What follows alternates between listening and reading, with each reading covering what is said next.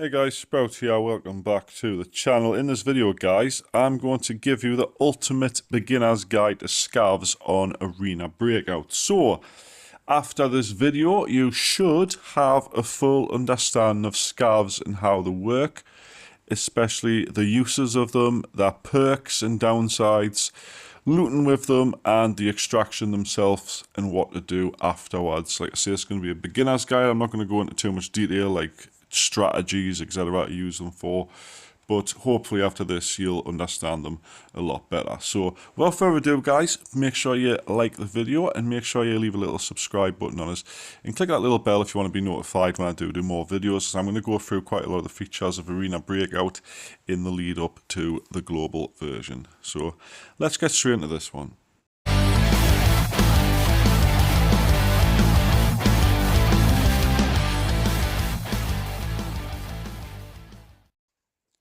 So guys, first of all, the main difference between your player character and a scav is that your player character you can make a loadout for, as you can see mine in the background here with a MP5, big backpack, etc. Now when you go to match up in the bottom right here, you have a selection of two different characters, and your left one's your main one and the right one here is your scavenger.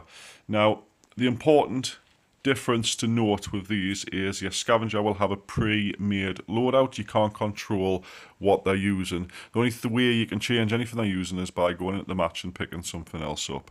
But as you can see, this one's going to start with a small backpack, even smaller rig, no armor, no helmet, and Mosin with a scope on. It's not a bad loadout to start with. Now next guys, it's important to know when you go for a scavenger, once you click start down here, there's only certain maps you can go on. Now you can't go on the TV station or the map 4, I can't remember what map 4 is called, but you can't do either of those on a scavenger. You can only either go map 1, 2 or 3. However, you can't go in blockade mode, you can only go in the regular modes. Right guys, when you do queue up, you will find that the queue is more or less instant. This is because you're not queuing up other players, you're just joining a game that's already in effect, already sort of playing out. Now you won't spawn the same time as other players, you'll spawn at a random time throughout the match, usually about halfway through the timer, and you'll spawn at a random location on the map completely. Pretty much all you do is your scavenger takes over a scavenger on the map somewhere, so you could be anywhere. I've even spawned in the main resort building on map 3 a couple of times, right in the centre of danger. It's that random. Now, pretty much guys, what I'm going to tell you now is the point of a scavenger, because a lot of people, especially on other games like Lost Light and stuff, think there's some sort of free ticket to PvP, let's go hunt down players, and yes, you can do that. However, they're not kitted out for this sort of thing. They'll have basic gear, basic weapons, sometimes you might get a decent weapon, they'll have basic ammo, 9 times out of 10 they don't have any meds or anything like that on them, and they're just really for literally, as the name suggests, scavenging. So what you want to do with your scavenger is just go to places where you know players might have been or players might not have been yet, and find everything you possibly can. Now, the main downsides to Scavs is, as I've previously mentioned, they'll start with low gear. You'll have a basic rig, you'll have probably no armour at all, sometimes a helmet. The weapon you have will be either good or bad. Sometimes you get a scope like you saw in the lobby a second ago at the start of the video, and sometimes you have at least a little bit decent ammo. But the main downside of them is they're an easy target. Now, I haven't run into a player yet that will run past a scav and completely ignore it. They'll just assume you're a AI and they'll either headshot you or gun you down, or if you're quite far away they might ignore you and you might get a chance of getting up close. But the main downsides really is other scav players who can spot you a mile off. I will get into how you can spot these in a moment. And when you run around in areas like the main areas and stuff, the scav boss isn't stupid and will shoot you. So that's the main downsides to a scav run, if anything. However, they do have quite a few perks, and I'll get into them right now.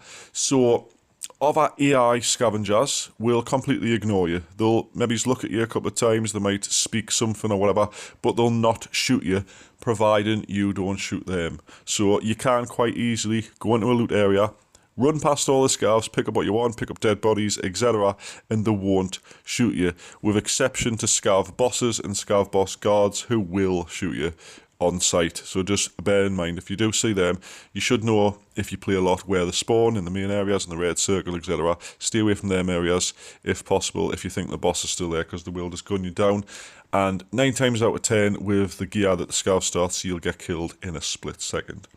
However, a couple of other perks you've got. Generally, a player will only have 1 extraction point or 2, depending on what map they're on. Scavengers have multiple extraction points. You will see on the map at the start of the video when I opened the map. Just as I spawned, there was 3 extraction points on the map. There's only 1 if you're a PMC or a player character. And of course, it's free gear. You can pick up stuff, you can extract and get some free gear from it. You don't have to pay for anything to use a scavenger. You just have to wait for the cooldown to end. Now, this guy you're about to see us shoot in a moment could quite easily have been a scavenger. However, it was a player, and I didn't realise until after I killed him. However, the main way to spot another scav player, right now, if they're a fresh spawn, they're walking, etc., they're going to be hard to spot. But there's key features between player scavs and AI scavs that you have to look out for. Now, the first obvious one, looking at this guy I just killed, is a scav, an AI scav, will not carry 2 weapons. They can't carry 2, they'll have 1 at all times. So if you see someone that looks like a scav running around, they've got a gun on their back and a gun in their hand, it's a player. Either take them out first or, you know, just avoid them entirely, because there's a couple of other things that you need to bear in mind before you do just outright kill them as well, even though they will probably try and kill you as soon as they see you. Another important thing that player scavs can't do that AI scavs will do is they don't emote. Now, if you go up to an unaggroed scav on your scav, the one that's not shooting at you, and watch them, they'll shrug, they'll stretch their arms and stuff like that. Player scavs can't do this. That's another indicator if you do see someone stand still and they're not emoting. The next thing is the player scavs won't speak. So if you see a scav, like say something, usually in Chinese, it'll be an AI. Usually when you run up to them or something, or you run past them, player scavs can't do this. So that's the 3 ways to spot other ones.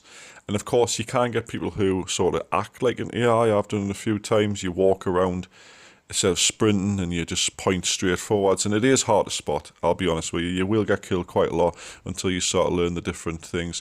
Also, the thing to bear in mind that I did see is if you do kill a scav player and they have not killed any AI scavs themselves, they're not a target for the AIs, and you kill one in front of other AIs, the AIs will treat that as you killing one of them and they'll come after you. Now, there's no way to tell if they're going to be a friendly scav or an unfriendly scav. It's hard to explain this, but if they've killed another scav in the area, the AIs want them dead and you kill them, they'll not hunt you down.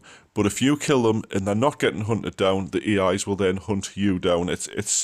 It's easier to explain if you've experienced it, but it does happen. Last but not least, for player scavs and AI, the AIs don't loot. So if you see a scav looting, it's probably a player. So just bear that in mind.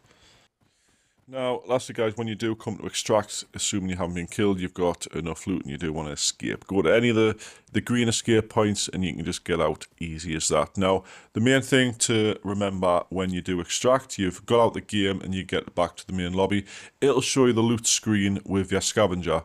Now, it's important that you either sell or transfer all the gear on your scavenger to the warehouse or you will lose it. Now, I generally just sell everything unless I find something absolutely like massively expensive. So just remember to, even if it's just a pistol or a helmet or whatever you don't want, just sell it straight to the vendor. You get a little bit of cash and you can then have a fresh spawned scavenger. I have seen the bug a couple of times. If you don't empty them fully, sometimes you start your next scav with no gear or whatever you didn't delete. So just bear that in mind. Remember to transfer all the loot.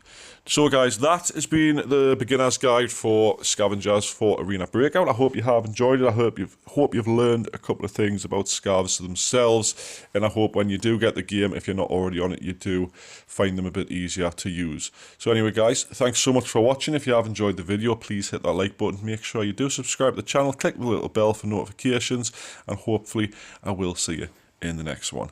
Bye bye for now.